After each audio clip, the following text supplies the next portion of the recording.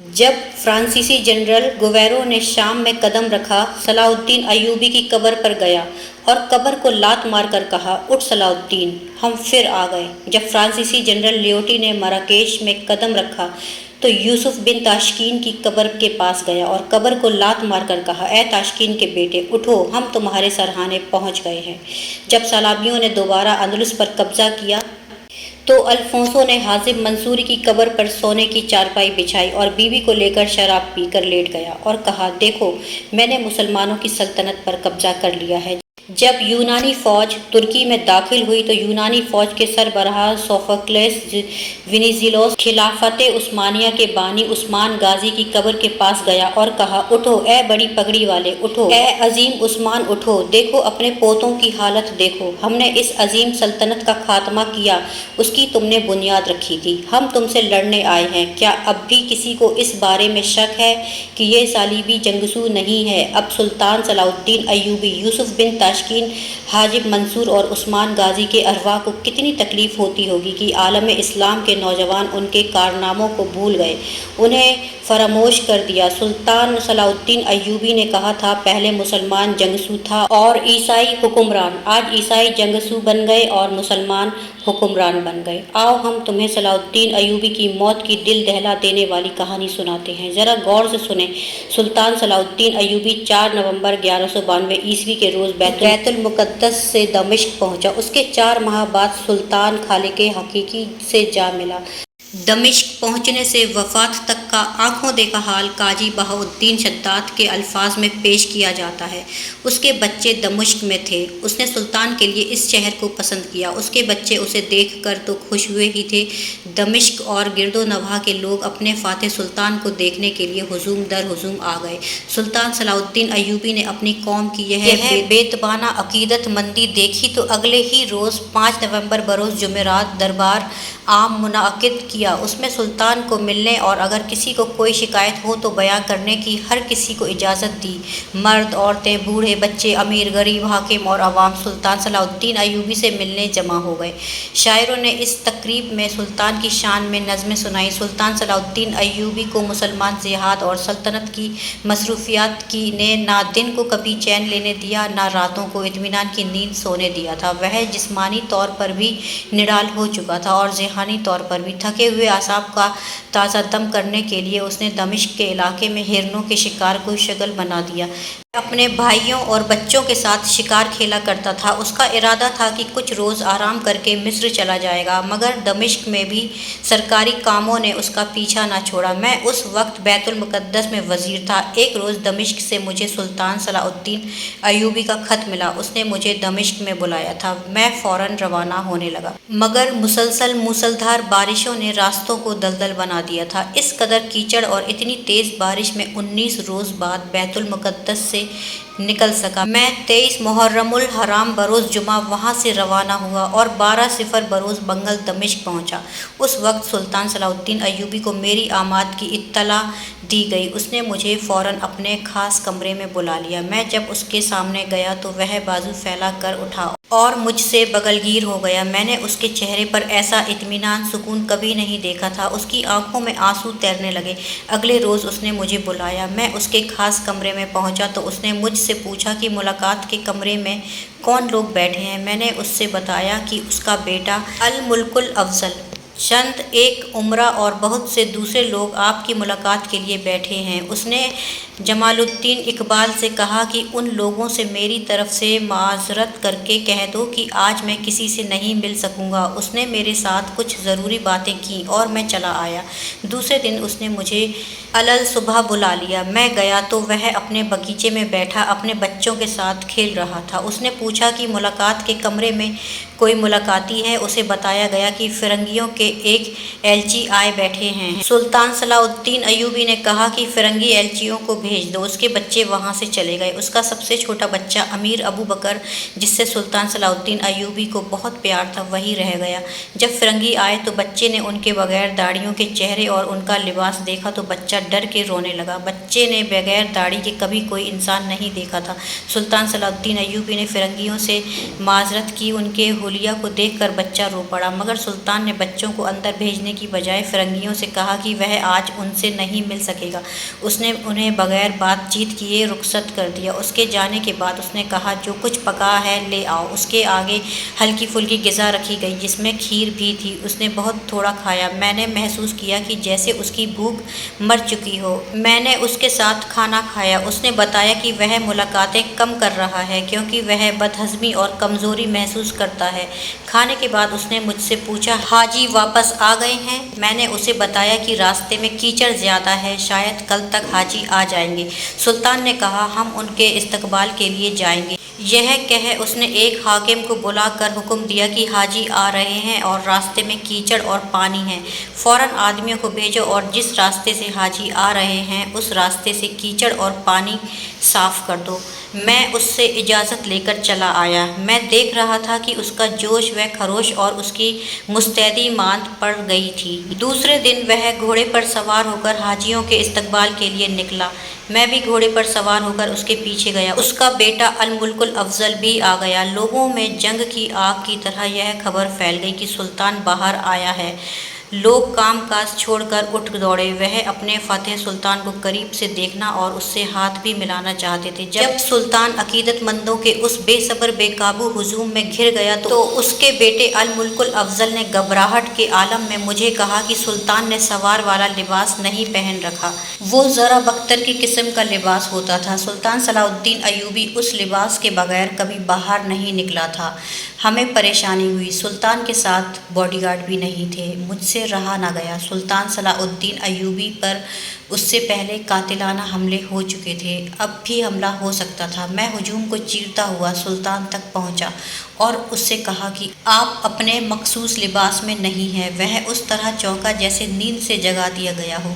اس نے کہا کہ میرا لباس یہیں لایا جائے، مگر وہاں کوئی بھی نہیں تھا جو اسے لباس لا دیتا۔ مجھے کچھ زیادہ ہی خطرہ محسوس ہونے لگا۔ مجھے ایسا محسوس ہونے لگا جیسے کوئی حادثہ ہونے والا ہو۔ میں نے اسے کہا کہ میں یہاں کے راستے سے واقف نہیں، کیا کوئی ایسا راستہ ہے جہاں لوگ کم ہوں اور آپ واپس جا سکیں؟ اس نے کہا کہ ایک راستہ ہے۔ اس نے گھوڑا اس رخ کو موڑ لیا۔ لوگوں کا ہجوم بے پناہ تھا۔ سلطان صلاح الدین ایوبی نے گھوڑا باغوں کے درمیانی راستے پر ڈال دیا۔ میں اور الملک الافضل اس کے ساتھ تھے۔ میرا دل بوجھل تھا۔ میں اس کی جان کو بھی خطرے میں محسوس کر رہا تھا اور اس کی صحت کو بھی۔ ہم المینا چشمے سے ہوتے ہوئے قلعے میں داخل ہوئے۔ جمعہ کی شام سلطان صلاح الدین ایوبی نے غیر معمولی کمزوری محسوس کی۔ آدھی رات سے ذرا پہلے اسے بخار ہو گیا۔ یہ سفر راوی بخار تھا جو جسم کے اندر زیادہ تھا، باہر کم لگتا تھا۔ صبح 21 فروری 1193 عیسوی وہ نکاہت سے نڈال ہو چکا تھا۔ جسم کو ہاتھ لگانے سے حرارت کم لگتی تھی۔ میں اسے دیکھنے گیا۔ اس کا بیٹا الملک الافضل اس کے پاس تھا۔ سلطان نے بتایا کہ اس نے رات بڑی تکلیف میں گزاری ہے۔ اس نے ادھر ادھر کی باتیں شروع کر دیں۔ ہم نے گپ شپ میں اس کا ساتھ دیا۔ اس سے اس کی مزاجی شگفتگی بحال ہو گئی۔ دن کے دوسرے پہر تک وہ خاص بہتر ہو گیا۔ ہم وہاں سے اٹھنے لگے تو اس نے کہا کہ الملک الافضل کے ساتھ کھانا کھا کر جائیں۔ میرے ساتھ قاضی الفضل بھی تھا۔ وہ کسی اور کے ہاں کھانا کھانے کا عادی نہ تھا۔ وہ معذرت کر کے چلا گیا۔ میں کھانے کے کمرے میں چلا گیا۔ صلاح الدین ایوبی سے رخصت ہوئے مجھے یوں لگا جیسے میں اپنا دل سلطان کے پاس چھوڑ چلا ہوں۔ کھانے کے کمرے میں گیا۔ دسترخوان بچھ چکا تھا۔ بہت سے افراد بیٹھے تھے۔ الملک الافضل بھی اپنے باپ کی جگہ پر بیٹھا تھا۔ بے شک الافضل صلاح الدین ایوبی کا بیٹا تھا، لیکن سلطان کی جگہ بیٹھا دیکھ کر بہت دکھ ہوا۔ کھانے پر جو لوگ بیٹھے تھے ان کی بھی جذباتی حالت میرے جیسی تھی۔ ان میں سے بعض کے تو آنسو نکل آئے۔ اس روز کے بعد سلطان صلاح الدین ایوبی کی صحت بگڑتی چلی گئی۔ میں اور قاضی الفضل روزانہ کئی بار اس کمرے میں جاتے تھے جہاں سلطان صلاح الدین ایوبی بیمار پڑا تھا۔ اسے تکلیف میں ذرا سا بھی افاقہ ہوتا تو ہمارے ساتھ باتیں کرتا تھا، ورنہ اکثر یوں ہوتا تھا کہ وہ آنکھیں بند کیے پڑا رہتا اور ہم اسے دیکھتے رہتے۔ اس کی جان کے لیے سب سے بڑا خطرہ یہ تھا کہ اس کا طبیب خاص पास गैर हाजिर था। काजी बहाउद्दीन शद्दाद ने यह नहीं लिखा था कि ताबीब खास कहाँ चला गया था। सुल्तान का इलाज 4 ताबीब मिलकर कर रहे थे, मगर मर्ज बढ़ता जा रहा था। बीमारी के चौथे रोज़ 4 ताबीबों ने फैसला किया कि सुल्तान सलाउद्दीन अयूबी के जिस्म से खून निकाल दिया जाए। उसी वक्त सुल्तान की हालत ज़्यादा बिगड़ गई और उसके बाज़ गुदूद बेकार हो गए। उससे उसके जिस्म में अंदर की रतूबतें खुश्क होने लगीं। सुल्तान सलाउद्दीन अयूबी नकाहक की आखिरी हद तक जा पहुंचा। छठे दिन हमने उसे सहारा देकर बैठाया। उसे एक दवाई दी गई, जिसके बाद हल्का गर्म पानी पीना ज़रूरी था। पानी लाया गया, उसे हल्का गर्म होना चाहिए था। सुल्तान सलाउद्दीन अयूबी के मुंह से प्याला लगाया गया तो उसने कहा कि पानी बहुत गर्म है। उसने ना पिया। पानी ज़रा ठंडा करके लाया गया तो सुल्तान ने कहा कि यह बिल्कुल ठंडा है। उसने गुस्से या खफगी का इजहार नहीं किया, मायूसी के लहजे में इतना ही कहा, ओ खुदा, कोई भी नहीं जो मुझे हल्का गर्म पानी दे सके। मेरी और अल अफजल की आंखों में आंसू आ गए। दुनियाए सलीब पर दहशत तारी कर देने वाला इंसान बिल्कुल बेबस हो गया था। हम दोनों दूसरे कमरे में गए। काजी अल फजल ने कहा, कौम कितने अजीम इंसान से महरूम हो जाएगी। बाखुदा उसकी जगह कोई और होता तो पानी का यह प्याला उसके सर पर दे मारता, जो उसकी पसंद का पानी नहीं लाया था। 7वें और 8वें रोज़ सुल्तान सलाउद्दीन अयूबी की हालत इतनी ज़्यादा बिगड़ गई थी कि उसका ज़हन भटकने लगा। 9वें रोज़ उस पर खुशी तारी हो गई। वह पानी भी न पी सका। शहर में खबर फैल गई कि सुल्तान सलाउद्दीन अयूबी की हालत तफ्शीशनाक हो गई है। तमाम शहर पर मौत की उदासी तारी हो गई। हर जगह और हर ज़ुबान पर उसकी सेहतयाबी की दुआएं थीं। ताजिर और सौदागर ऐसे डरे कि उन्होंने बाज़ारों से अपना माल उठाना शुरू कर दिया। अल्फाज में बयान नहीं किया जा सकता कि हर एक फ़र्द किस तरह उदास और कितना परेशान था। मैं और काजी अल अफजल रात का पहला पहर सुल्तान अयूबी के पास रहते और उसे देखते रहते थे। वह बोल और देख नहीं सकता था। बाकी रात हम बाहर खड़े रहते थे और कोई अंदर से आता तो उससे पूछ लेते कि सुल्तान की हालत कैसी है। हम जब अली उल सुबह वहाँ से बाहर निकलते तो बाहर लोगों का हुजूम खड़ा देखते। अब लोग हमसे यह पूछने से भी डरते थे कि सुल्तान की सेहत कैसी है। वह हमारे चेहरों से जान लेते थे कि सुल्तान की हालत ठीक नहीं। हुजूम चुपचाप हमें देखता और हम हुजूम को देखकर सर झुका लेते थे। 10वें रोज़ तबीबों ने उसे अंतड़ियों साफ करने वाली दवा दी, जिससे उसे कुछ इफाका हो गया। उसके बाद जब सबको पता चला कि सुल्तान अयूबी ने जौ का पानी पिया है तो सबने खुशी मनाई। उस रात हम चंद घंटे उसके पास जाने का इंतज़ार करते रहे, लेकिन महल में चले गए जहाँ जमालुद्दीन इकबाल बैठा था। उससे सलाउद्दीन की हालत पूछी। वह अंदर चला गया और तौरान शाह से पूछकर हमें बताया कि सुल्तान के दोनों फेफड़ों में नमी और हवा आने जाने लगी है। हमने खुदा का शुक्र अदा किया। हमने जमालुद्दीन से कहा कि खुद जाकर देखो कि बाकी जिस्म पर पसीने के आसार हैं या नहीं। उसने अंदर जाकर देखा और वापस आकर बताया कि पसीना बहुत आ रहा है। यह एक खुशखबरी थी।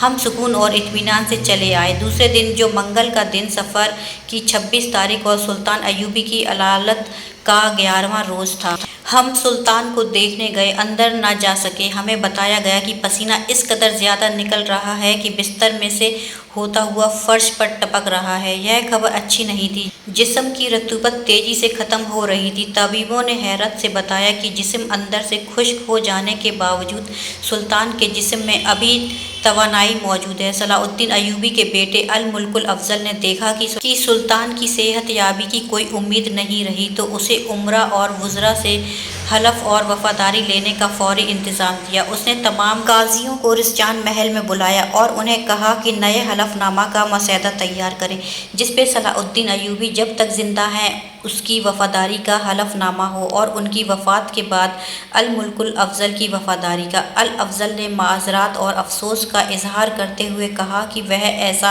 हलफनामा कभी तैयार ना कराता, लेकिन सुल्तान की हालत तशवीरनाक मरहले में दाखिल हो चुकी है।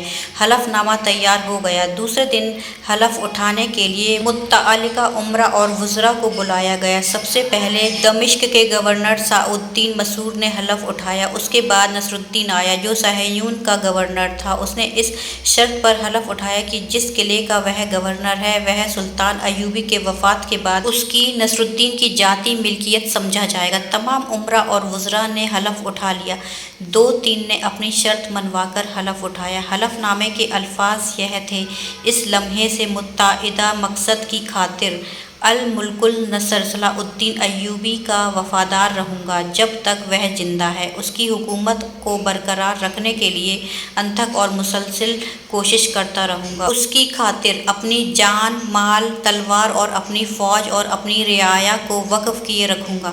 میں اس کا حکم مانوں گا اور اس کی ہر خواہش کی تکمیل کروں گا۔ میں خدا کو گواہ ٹھہرا کر اعلان کرتا ہوں کہ سلطان کے بعد یہی وفاداری اس کے بیٹے الافضل کے لیے وقف کر دوں گا اور اس کے بعد الافضل کے بیٹوں کے لیے۔ میں خدا کو حاضر و ناظر جان کر اس کے احکام کی تکمیل کروں گا۔ اس کے لیے میں اپنی جان، اپنا مال، اپنی تلوار اور اپنی فوج کو وقف کیے رکھوں گا۔ میں اپنے حلف وفاداری میں خدا کو گواہ ٹھہراتا ہوں۔ حلف نامے کی دوسری شرط یہ تھی، اگر میں اپنے حلف کی خلاف ورزی کروں تو میں حلفیہ تسلیم کرتا ہوں کہ صرف اس خلاف ورزی کی بنا پر میری بیویاں مطلقہ ہو جائیں، یعنی میری بیویاں میری نہیں رہیں گی اور مجھے تمام جاتی اور سرکاری خادموں سے محروم کر دیا جائے گا، اور مجھے لازم ہوگا کہ میں ننگے پاؤں یا پیادہ حاض کعبہ کو جاؤں۔ 26 صفر 589 ہجری 3 مارچ 1193 عیسوی منگل کی شام تھی اور سلطان صلاح الدین ایوبی کی بیماری کا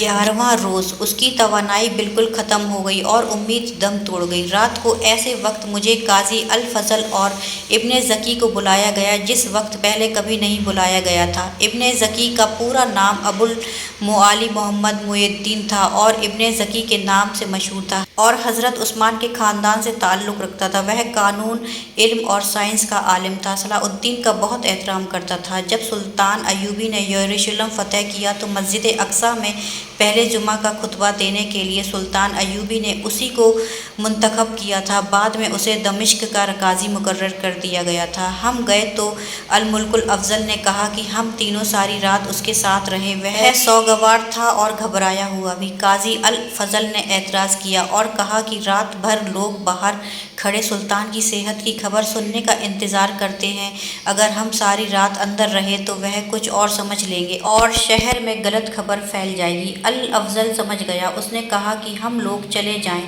ہماری بجائے۔ اس نے امام ابو ضعف کو اس مقصد کے لیے بلایا کہ اگر رات کو صلاح الدین پر نزاع کا عالم طاری ہو گیا تو امام اس کے سرحانِ قرآن پڑھے گا۔ ہم وہاں سے آ گئے۔ اس کے بعد امام ابو جعفر نے سلطان ایوبی کی آخری رات کی جو رویداد سنائی وہ میں تحریر کرتا ہوں۔ اس نے بتایا کہ اس نے سلطان کے سرحانِ قرآن خوانی کی۔ اس دوران سلطان پر کبھی خوشی طاری ہو جاتی، کبھی ہوش میں آ جاتا اور کبھی اس کا ذہن بھٹک جاتا۔ آدھی رات کے بعد 27 صفر 589 ہجری 4 مارچ 1193 عیسوی کی تاریخ شروع ہو چکی تھی۔ امام ابو جعفر نے بتایا کہ میں 22ویں پارے کی سورہ الحج پڑھ رہا تھا۔ میں نے جب پڑھا خدا ہی قادر ہے، برحق ہے اور وہ مردوں کو زندہ کر دیتا ہے اور وہ ہر چیز پر قدرت رکھتا ہے، تو میں نے سلطان صلاح الدین ایوبی کی نفیس سی گرگوشی سنی۔ وہ سچ ہے، یہ سچ ہے، یہ اس کے آخری الفاظ تھے۔ اس کے فوراً بعد صبح کی اذان سنائی دی۔ میں نے قرآن بند کر دیا۔ اذان ختم ہوتے ہی سلطان صلاح الدین ایوبی نہایت سکون اور اطمینان سے اپنے خالق حقیقی سے جا ملا۔ امام ابو ضعف نے مجھے یہ بھی بتایا کہ اذان شروع ہوئی تو وہ ایک آیت پڑھ رہا تھا، اللہ کے سوا کوئی معبود نہیں، ہم اسی سے مدد مانگتے ہیں۔ تو سلطان ایوبی کے ہونٹوں پر مسکراہٹ آ گئی، اس کا چہرہ دمک اٹھا اور وہ اسی کیفیت میں اپنے خدا کے حضور گیا۔ میں جب پہنچا اس وقت صلاح الدین فوت ہو چکا تھا۔ خلفائے راشدین کے بعد اگر قوم پر کوئی کاری ضرب پڑی تو وہ سلطان ایوبی کے انتقال کی تھی۔ قلعے، شہر، وہاں کے لوگوں اور دنیا بھر کے مسلمانوں پر غم کی ایسی گھٹا چھا گئی جو صرف خدا جانتا ہے کہ کتنی گہری تھی۔ میں نے لوگوں کو اکثر کہتے سنا ہے کہ انہیں جو شخص سب سے زیادہ عزیز ہیں اس کے لیے وہ اپنی جان قربان کر دیں گے، لیکن میں نے کبھی کسی کو جان قربان کرتے نہیں دیکھا۔ البتہ میں قسم کھا کر کہتا ہوں کہ سلطان ایوبی کی زندگی کی آخری رات ہم سے کوئی پوچھتا ہے کہ سلطان ایوبی کی جگہ کون جان قربان کرنے کو تیار ہے تو ہم میں سے بہت سے لوگ اپنی جانیں قربان کر کے سلطان ایوبی کو زندہ رکھتے۔ اس روز شہر میں جسے دیکھا بے اختیار آنسو بہاتے دیکھا۔ لوگ رونے کے سوا کچھ اور سوچتے ہی نہیں تھے۔ کسی شاعر کو مرثیہ سنانے کی اجازت نہ دی گئی، کسی امام، کسی قاضی اور کسی عالم نے لوگوں کو صبر کی تلقین نہ کی۔ وہ خود رو رہے تھے، ہچکیاں لے رہے تھے۔ صلاح الدین کے بچے روتے چیختے گلیوں میں نکل گئے۔ انہیں روتا دیکھ کر لوگ دہاڑے مار مار کر روتے تھے۔ ظہر کی نماز کا وقت ہو گیا۔ اس وقت سلطان ایوبی کی میت کو آخری غسل دے کر کفن پہنایا جا چکا تھا۔ غسل عدالت کے ایک اہلکار عدلائی نے دیا تھا۔ غسل کے لیے مجھے کہا گیا تھا، مگر میرا دل اتنا مضبوط نہ تھا، میں نے انکار کر دیا۔ میت باہر لا کر رکھی گئی۔ جنازے پر جو کپڑا ڈالا گیا تھا وہ قاضی الفضل نے دیا تھا۔ جب جنازہ لوگوں کے سامنے رکھا گیا تو مردوں کی دہاڑیں اور عورتوں کی چیخوں سے آسمان کا جگر چاک ہونے لگا۔ دمشق کی عورتوں کے بین سنے نہیں جاتے تھے۔ قاضی معی الدین زکی نے نماز جنازہ پڑھائی۔ میں کچھ نہیں بتا سکتا کہ جنازے میں کتنے لوگ تھے، البتہ یہ بتا سکتا ہوں کہ سب نماز جنازہ میں کھڑے تھے، مگر نماز پڑھنے کی بجائے سب ہچکیاں لے رہے تھے اور بعض بے قابو ہو کے دہاڑے مار اٹھتے تھے۔ ارد گرد عورتوں کا بے اندازہ ہجوم بین کر رہا تھا۔ نماز جنازہ کے بعد میت باغیچے کے اس مکان میں رکھی گئی جہاں مرحوم نے علالت کے دن گزارے تھے۔ عصر سے کچھ دیر پہلے سلطان ایوبی کو قبر میں اتار دیا گیا۔ لوگ گھروں کو واپس گئے تو یوں لگتا تھا جیسے لاشوں کا ہجوم چلا جا رہا ہو۔ میں اپنے ساتھیوں کے ساتھ قبر پر قرآن خوانی کرتا رہا۔ قاضی بہاءالدین ابن شداد نے یہ یادداشتیں خلیفہ کی اجازت سے قلم بندگی کی ہے اور اس تحریر کو الملک الانصر ابو ظفر یوسف ابن نظم ایوب صلاح الدین ایوبی کو وفات پر ختم کیا ہے۔ خدا اس پر رحمت فرمائے۔ اس تحریر سے میرا مقصد خدا کی خوشنودگی ہے اور میرا مقصد یہ بھی ہے کہ اسے یاد رکھو جو نیک تھا اور صرف نیکی پر دھیان رکھو۔ ان یادداشتوں کے بعد یہ بتانا بھی ضروری ہے کہ سلطان ایوبی کی ایک خواہش یہ تھی فلسطین کو صلیبیوں سے پاک کرے۔ اس کی یہ خواہش پوری ہو گئی۔ اس کی دوسری خواہش یہ تھی کہ فتح فلسطین کے فیضا کے بعد فرضہ حج ادا کرے، مگر اس کی یہ خواہش پوری نہ ہو سکی۔ اس کی وجہ اس کی بیماری نہیں تھی بلکہ یہ کہ اس کے پاس اتنے پیسے نہیں تھے۔ اس کی جاتی جیب خالی تھی۔ ہلال نو کی درانتی سے فصلیں صلیبی کاٹنے والے مرد مجاہد مصر، شام اور فلسطین کا سلطان جس کے قدموں میں سلطنت کے خزانے تھے، وہ اتنا غریب تھا کہ حج کو نہ جا سکا اور اسے جو کفن پہنایا گیا تھا وہ قاضی بہاءالدین شداد قاضی الافضل ابن زکی نے در پردہ پیسے جمع کر کے خریدا تھا۔ آج فلسطین سلطان ایوبی کا ماتم اسی طرح کر رہا ہے جس طرح 4 مارچ 1193 کے روز دمشق کی بیٹیوں نے بین کیے تھے۔ اللہ پھر سے کوئی صلاح الدین ایوبی پیدا فرما، آمین ثم آمین۔